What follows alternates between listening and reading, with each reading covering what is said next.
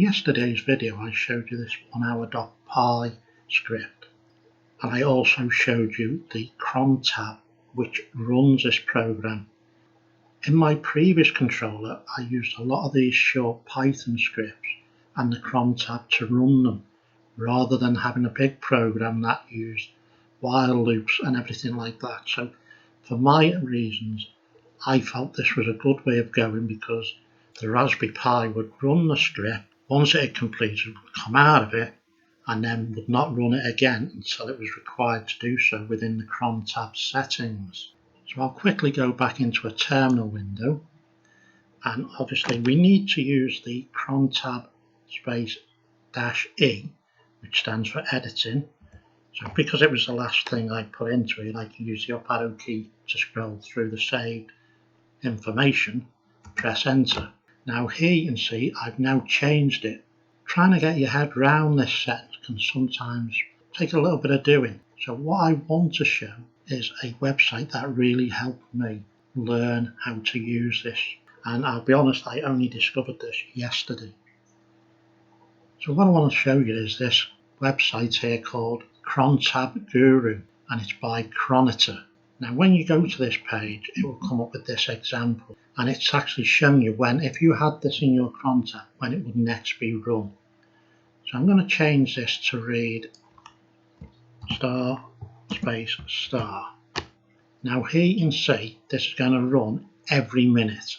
Now in yesterday's example I showed, I think it was /5, and this will tell you it's going to run every 5th minute, and the next scheduled task will be run at 11:15. Now here you can see it's 11:14 on my computer.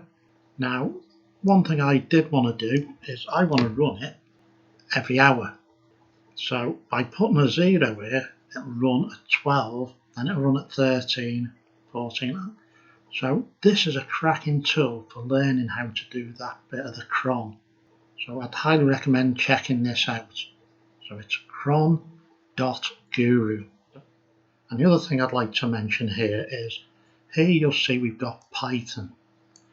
Now you might find you need to put sudo space Python, or you may even have to put sudo space Python 3, depending on your script. The other thing that is important to note is this AND at the end of it. And this needs to be there because this affects how the Pi boots, and if your program had a lot of while loops in it, it could stop the Raspberry Pi from booting.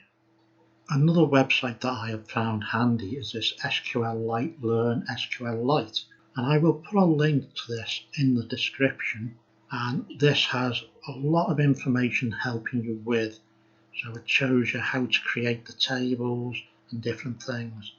Again, this has been another handy site.